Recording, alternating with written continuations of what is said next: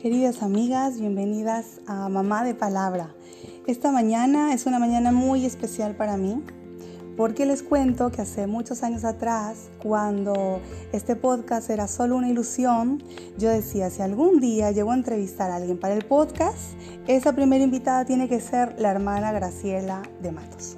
Y el Señor me ha regalado la bendición de poder entrevistarla para este episodio en el que estaremos hablando de un tema que yo creo que nos atraviesa a todas, que es el tema del sufrimiento. Así que quiero darle la bienvenida a mi querida hermana Graciela. Les cuento solo un poquito que ella es argentina. Junto a su familia ellos son misioneros en nuestro país para el Ministerio de Palabra de Vida.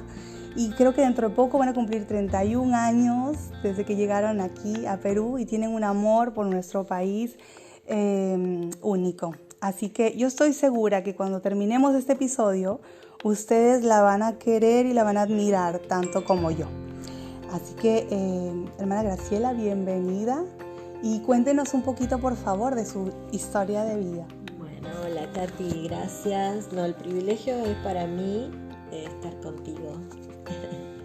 Bueno, yo, como bien dijiste, hace 30 y casi un años que estamos acá en el Perú y había estado antes en la obra misionera, 4 años en México al revés, 4 años en Chile y 6 años en México, y después el Señor nos trajo para aquí, así que trabajando en los campamentos, en las iglesias con los jóvenes, y tengo 2 hijos, Valeria, que está casada, está viviendo ahora en Estados Unidos, pero sirvió como misionera con nosotros como 5 años o más, 8 años me parece soltera, y después 12 años con su esposo aquí con nosotros en el Perú. Ahora están en el pastorado en los Estados Unidos. Y Ale, que esa es la historia, que vamos a contar del porqué del sufrimiento, pero Ale hace ya se cumplieron 13 años que el Señor decidió que quería que Ale estuviera con él y se lo llevó. Y bueno, ahí comenzó toda esta lucha con la prueba, con el sufrimiento, con entender por qué el Señor estaba haciendo todo esto, y pasar por este valle por el que seguimos pasando, pero tratando de ser de ayuda y de ánimo para otras personas también. Sí, y que lo son, porque yo creo que la historia de vida suya y la de ustedes como familia ha sido impactante para todos los que hemos conocido, de ella. Y como conversábamos antes, yo creo que las personas sufrimos en general en esta vida. El sufrimiento es parte de este mundo en el que vivimos, pero las mamás sufrimos de una manera muy especial, muy particular, sobre todo cuando ese sufrimiento está vinculado a algo respecto a nuestros hijos. Entonces, muchas, seguramente las que nos están escuchando ahora, o algunas de las que nos están escuchando ahora, están pasando por un momento muy duro y quizás no saben cómo transitar en este tiempo de sufrimiento, porque el sufrimiento puede ser a veces una puerta para seguir creciendo a lo mejor en nuestra vida espiritual y, como decíamos, en nuestro conocimiento del Señor, o también una ruta que te lleva hacia abajo y que te endurece el corazón. Entonces, me gustaría que nos ayude a entender el sufrimiento desde la perspectiva de Dios. Bueno, ese es el misterio. Entender, el porqué del sufrimiento. Creo que durante mucho tiempo después que Ale murió yo buscaba esas respuestas, y me leí muchos libros, primero deseando que alguien me dijera que se podía solucionar esto que había pasado, y después queriendo entender por qué Dios había permitido esto en nuestra vida, que fue tan duro y tan difícil. Pero creo que uno va entendiéndolo de a poco, si algo he aprendido, y es lo que le digo a las mamás que me llaman o que me preguntan cosas del sufrimiento, es, hay que entender que es un camino largo, el duelo de un hijo es un camino largo. De hecho, lo que decías, ¿no? Las mamás sufrimos más por ellos, ¿no? Y yo me acuerdo una vez haber leído en una nota sobre una señora que estaba esperando un bebé y otra le decía, bueno, ahora tu corazón ya no va a estar adentro tuyo, sino afuera, ¿no? Siempre pendiente de tus hijos, de que se fue a tal lado, de que está haciendo tal cosa, de que no sabes cómo está, y uno está ahí con el corazón afuera, muy vulnerable, ¿no? Y cuando creo que es el temor de todo padre es que le digan que su hijo ha fallecido o su hija ha fallecido. No, nadie quiere tener esa noticia. Hay otros que sufren por enfermedades y cosas, y eso también, porque no queremos ver a nuestros hijos sufrir, ¿no? No queremos. Entonces, es como que hay razones para el sufrimiento, hay razones, ¿no? Dios permite el sufrimiento, Él es el que lo permite, por eso nos enojamos con Él, ¿no? Es uno de los primeros sentimientos que tenemos, es el enojo hacia Dios, porque sentimos que Él directamente nos hizo esto, ¿no? Y tenemos razón, porque Él lo permite y Él entiende.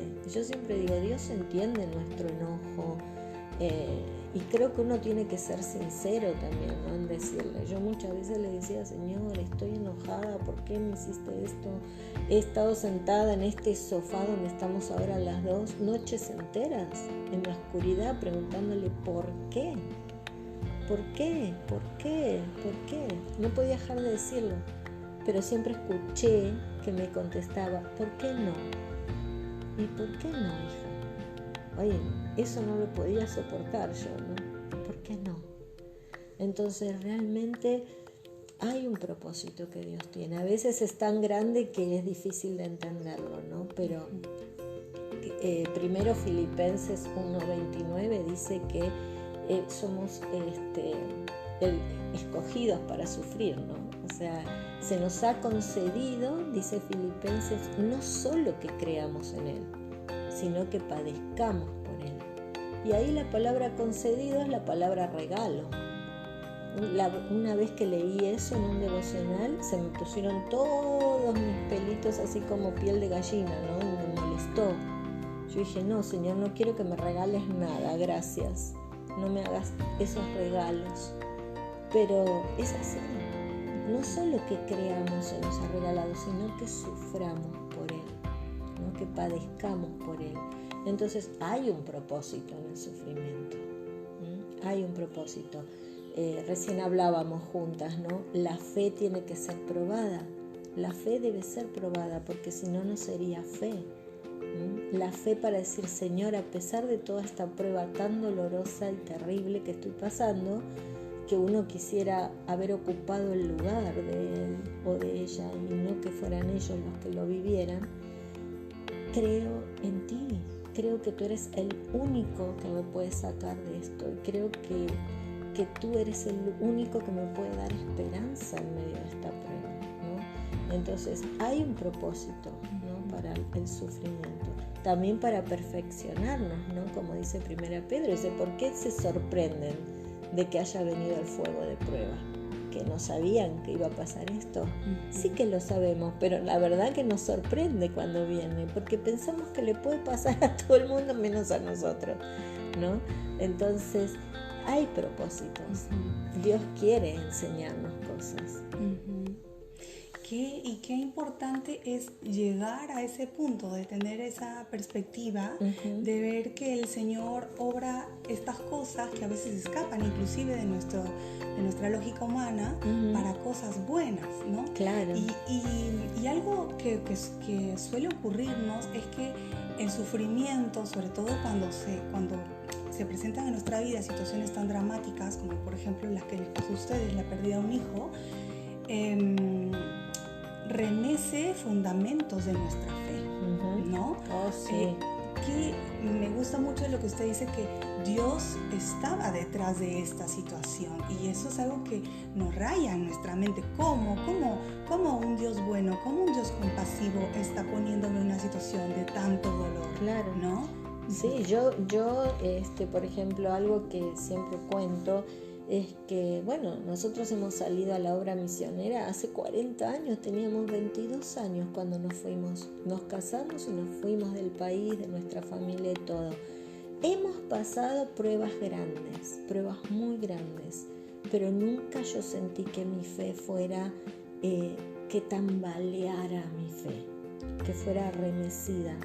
Pero con esto que me pasó, yo pasé momentos muy difíciles, porque el enemigo es muy sabio también, tiene mucha experiencia.